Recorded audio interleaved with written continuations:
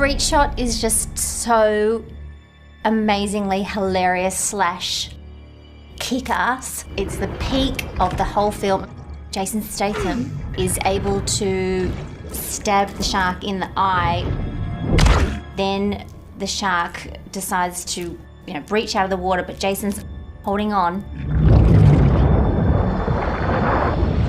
Jonas is riding it with his, spear in the eye of the shark and falls back and splashes into the water. And the effects work was incredible. It, CG, photorealistic CG water and spray elements and splash elements integrating practical Jonas plate onto a CG shark and making it feel like it's interacting. And it was a lot of hard work.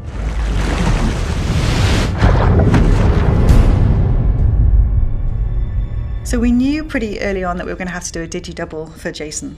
Not only is he seen inside the glider, but there's this epic moment where he stabs the Meg, travels out, breaches the water surface and travels up with the Meg. And he did a lot of his own stunts. We built on set a shark's head to scale, which he stabbed, and he did a lot of his own stuff. But as we came into post and this shot expanded and became a much bigger thing, we knew that we were going to have to use our digi-double, and he was going to have to stand up to quite close scrutiny.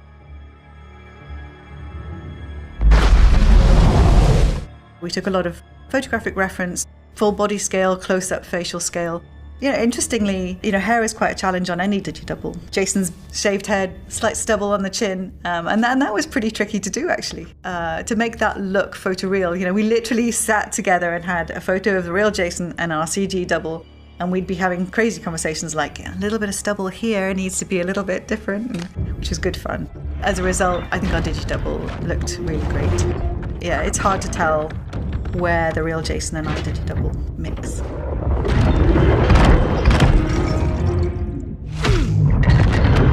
He's just stabbed the shark in the eye, and the shark is thrashing and he's hanging from it, and we put all this work into the shot.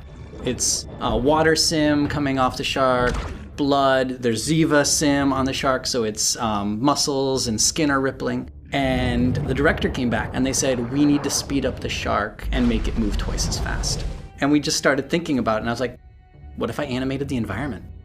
What if I grab the environment, and when the shark's moving this way, I animate the environment that way, and then when shark turns, I animate the environment that way. So I did it, I published it. The next morning we had back renders, we showed them, and they were like, yeah, thanks, well done, amazing turnaround.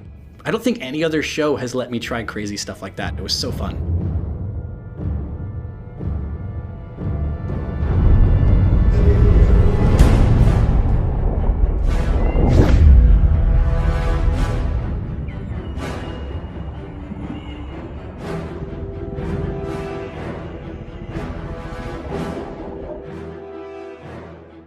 The place that we shot the above water plates was a place called Sanya Bay in China. And I found some reference of how deep the water was, what the water levels were like, what the ground was like, what the corals were like. We even shot lens grids underwater so that we could see how the depth of the water would distort. But everything that you see when we're actually under the water with the shark is computer generated. One of the challenges of this underwater environment was when we had shots that needed to be really, really deep.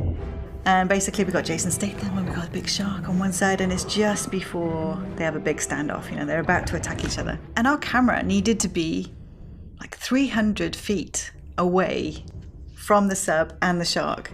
If you look at real reference for underwater, within 10-15 feet you start to lose density and depth. We realized if we really wanted to shoot that, you'd never see anything that far off. So we had to cheat a little bit.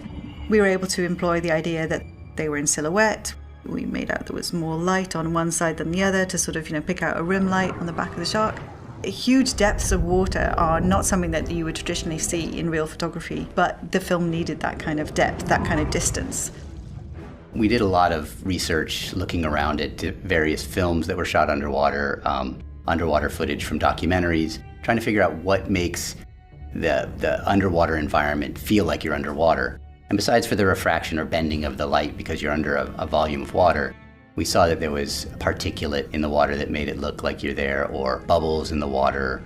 We've studied and found that there's thermoclines, basically varying temperature in the water, which creates a slightly different shift in the hues or the bending of the light, so you get these blurs. So our effects artists would go through, modify the image to kind of dirty it up, if you will, kind of give it all that grit and underwater feeling.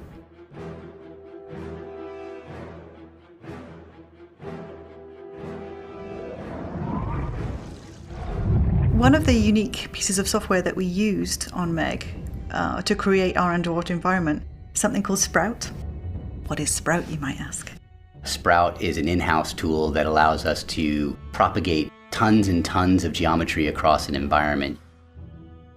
So what you do is you take your key elements for your underwater environment, which in our case was the corals, the rocks, the sand, particulate, and kelp, and you can very quickly cover a whole empty environment interactively, which was my favorite bit. So I could literally sit down with our great artists and say, I want some kelp here, just in front of the camera there. Okay, let's go deep. I want to see a nice silhouette of this type of coral, or, make the coral smaller. And you can scale it interactively. It's just very, very fast, very, very exciting, and very efficient way of working and rendering.